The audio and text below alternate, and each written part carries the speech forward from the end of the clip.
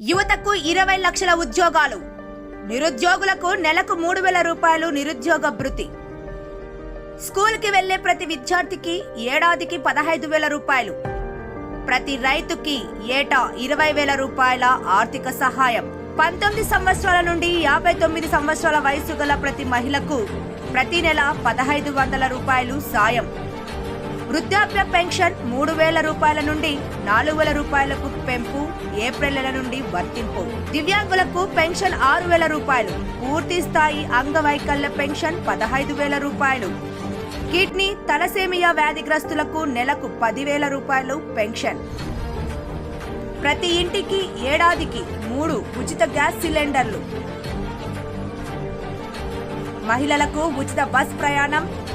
ఇంటింటికి రక్షిత త్రాగునీరు, కొలాయి కనెక్షన్.